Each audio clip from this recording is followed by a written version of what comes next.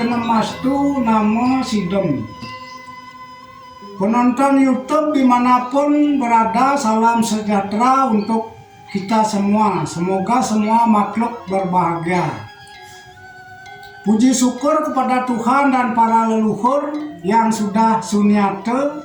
Berkat anugerah hidup betara kawitan, kami bisa membacakan lelingkehan baba di debang Manik Angkaran yang sekarang jilid ke-11. Tujuan kami ngajagang melestarikan sejarah leluhur dan bisamo-bisamo betara kawitan. Om Loka Samasta Sukino Bawantu. Puri Bon diserang oleh Mengwi.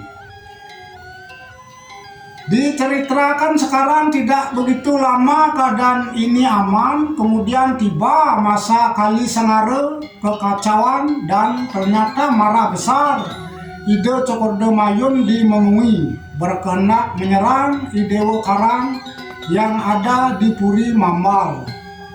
Karena demikian didengar oleh Dewo Karang, beliau berbincang-bincang dengan ipar beliau di Puri Bun.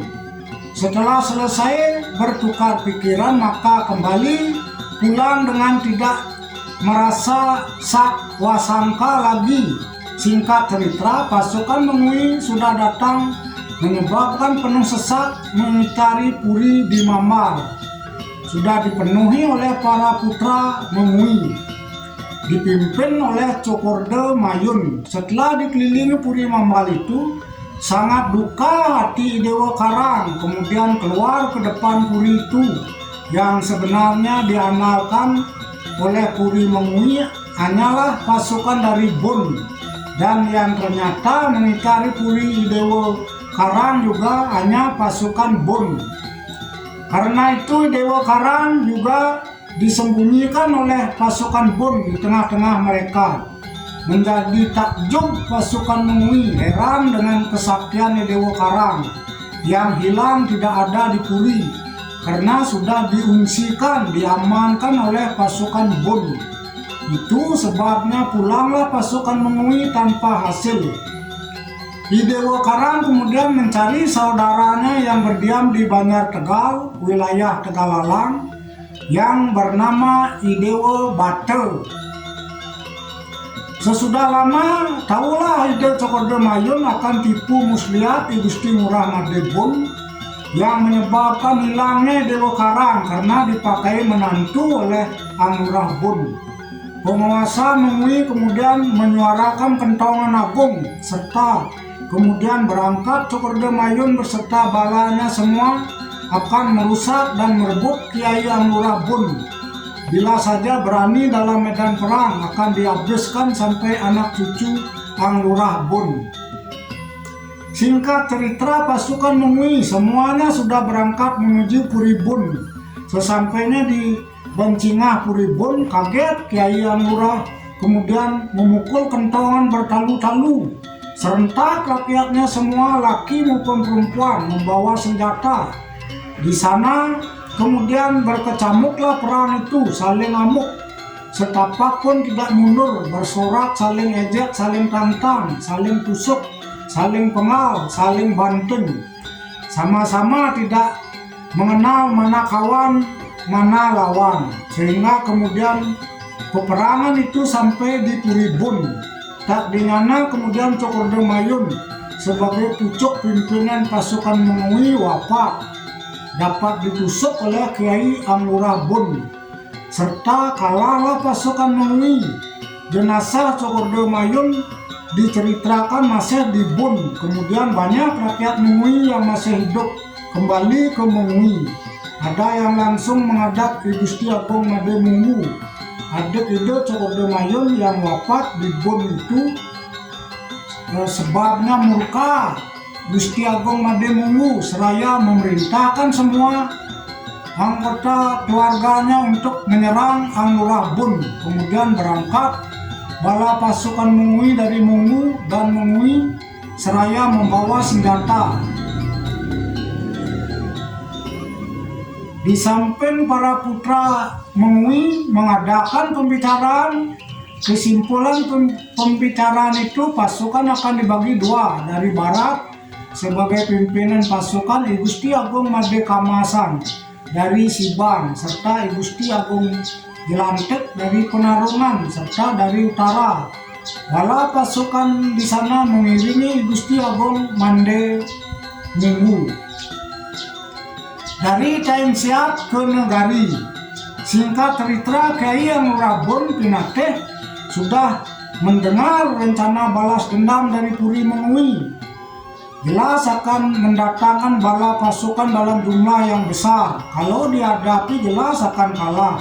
Kemudian beliau berpikir untuk tidak melawan serta bersiap untuk meninggalkan Puri, mengungsi ke wilayah Badung bersama dengan anak cucu, besar kecil serta rakyat semuanya, dengan mengusung Betara Kawetan semuanya seperti Siwo Pekeranaan serta Pustaka I Kebo Rojaya beserta I Baru Upas.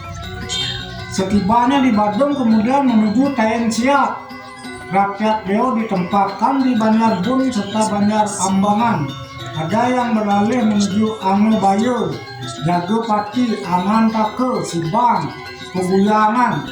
Ada yang mengungsi ke wilayah Pagutan, Negara, Pagesangan, Temesi. Ada yang ke Tagtag, Negara, Pangrebongan bersama Gusti Tangep, Gusti Merangi. Gusti Merangi pindah ke wilayah Sarimerte. Demikian ceritanya dahulu. Diceritakan sekarang di Puribun karena semua penduduk di sana mengungsi ke wilayah Badung, maka keadaan di sana menjadi sunyi. Tak ada seorang pun yang kelihatan lewat. Setibanya pasukan Mengui di tempat itu, maka dilakukan penyerobotan, dijarah semua milik Puribun serta milik rakyat di sana. Sisa penjarahan adalah Purinya, Wantelan, Merajan, Pura, dan juga ada perumahan rakyat. Semuanya dibakar habis, diratakan sama sekali. Jenazah Cokorda Agung Mayun yang meninggal dan ditinggal di Puribun kemudian diambil, dibawa pulang ke Mengui. Kembali diceritakan Gusti Murabun di Taeng Siap, para putra beliau sekarang ada yang pindah ke desa-desa lainnya seraya memohon diri kepada ayahnya, seperti Gusti Bun Sayogo ke Sigaran Mamar, di Gusti Murah Alit Padang mengungsi ke Karangasem, bertempat tinggal di desa Padang Kerte. Di Gusti Murah Teja mengungsi ke Den Bukit, ada putranya 3 orang. Yang sulung I Gusti Teja namanya sama dengan nama ayahnya. Di Dawan Banjar I Gusti Demung menuju timur Sukawati, ayahnya I Gusti Murah Madebun kemudian berpuri di Taeng Siap. Demikian dahulu keadaannya.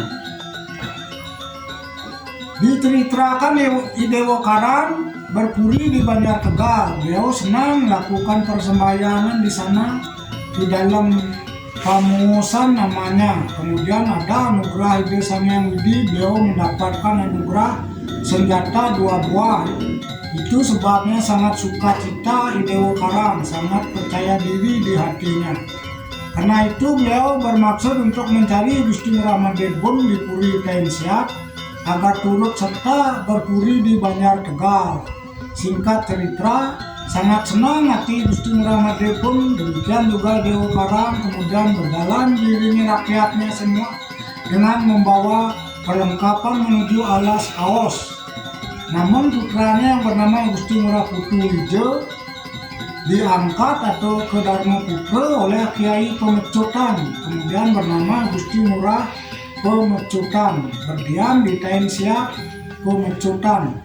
Kemudian diceritakan di Dewa Karang dan di Gusti Murah Madebun bersama tempat tinggalnya kemudian menuju desa Kengetan. Diceritakan di Gusti Wiryo yang bertempat tinggal di Kengetan dan juga di desa Singokerte ditantang oleh Dewa Karang dan di Gusti Murah Madebun untuk berperang tanding. Akhirnya seperti Kedar hati Gusti Wirya di keingatan, kemudian beralih tempat semuanya serentak membawa perlengkapan di saat malam menuju ke desa Sigaran, terus ke Melandung. Sejak itu kemudian desa Keingatan, Jukut Paku serta Singakerta dikuasai oleh Dewa Karang. Karena keberhasilan itu kemudian di Dewa Karang serta Gusti Nguramadebon membuat puri di Karang Tapasan sampai kepada rakyatnya semua. Entah berapa masa sudah berpuri di sana. Ada usulan dari Gusti Nguramadebon agar membangun puri yang baik dan indah. Sebab keadaan sudah membaik, terus dinamai wilayah negara. Gusti Nguramadebon membangun puri dinamai Puri Negari. Di Dewa Karang mempunyai janji dengan Gusti Nguramadebon agar bersuka duka berdua dan semoga terus sampai keturunan nantinya. Demikian inti perbincangan di Dewa Karang serta Gusti Nguramadebon. Semuanya merasa sukacita. Diceritakan ide Pranda Nyaman Padang Rate yang pernah menjadi pendeta atau pegawante ide Pangurah Bun sudah berpindah dari wilayah Bun diikuti oleh putra serta istri menuju desa Putri sewilayah dengan negara. Banyak rakyat di Dewa Karang ada di Putri diberikan kepada ide Pranda. Demikian halnya di masa lalu dicantumkan di dalam Piagam. Dilanjutkan sekarang putra Gusti Nguramadebon di Negari sudah semua diandalkan oleh Dewa Karang yang berkuasa di negara. Putra Gusti Nguramadebon yang paling sulung bernama Gusti Nguramadebon atau Gusti Nguramawang berpuri di Negari. Di Gusti Ngurahanon angkrah di Banjar Kuno, di Gusti Ketut Alut Bijo bertempat tinggal di Putri. Di Gusti Nguratangep masih di Mawang, serta wanita Gusti Ayu Oke juga di Negari. Semuanya memiliki jiwa keperwiraan masing-masing. Demikian keadaannya dahulu. Diceritakan sekarang yang menjadi penguasa wilayah Gianyar bernama Idewo Mangis memberi perintah kepada Dewa Karang agar para putra Angurabun Pinatih menjadi pengokoh wilayah Gianyar. Paling utama mengawasi Tegal Pengrebongan. Kesimpulan perbincangan itu agar putra Ngurabun yang bernama Gusti Nguratangep yang memang keturunan Pinatih yang mengawasi di Pengrebongan diberikan rakyat 200 orang. Demikian dicatat di Pariagam. Juga diceritakan ide Bang Pinatih memiliki keturunan yang bernama Mangurah Gua dan Mangurah Campide. Keduanya ketika masa kerajaan Gel-Gel atau Swece Lingarsepura ada di lingkungan ide dalam. Namun ketika masa pemberontakan Ki Gusti Agung Maruti terjadi huru-hara, maka sanak keturunan beliau berdua meninggalkan Gel-Gel ke arah timur perjalanannya, serta kemudian berdiam di desa Gunaksa. Di sana membangun kayangan dinamai Pura Gua. Tujuannya agar diketahui oleh keturunannya sebagai warga keturunan Mangurah Gua. Demikian tercatat di dalam prasasti tentang keadaan Sire Mangurah Gua. Diceritakan juga di kemudian hari mendapatkan panjang umur keturunan Mangurah Gua, ada yang pindah ke desa Timun, sanak saudara yang lain menuju desa An. Ada juga yang meninggalkan desa Gunaksa menuju desa Aka, Pabubogan, Manwang serta Nusa Penida. Dan demikian pula kisah tentang keberadaan sanak keturunan Ide Wang Bang Banyak Wide yang kemudian menjadi warga Arya Bang Pinatih di seluruh pelosok Pulau Bali. Ya demikianlah perjalanan leluhur Ibe dan yang Bang Manik Angkaran yang terakhir, karena ini ceritanya sudah merupakan tamat. Saya sinap untuk Pramo Santi. Om Santi Santi Santi Om.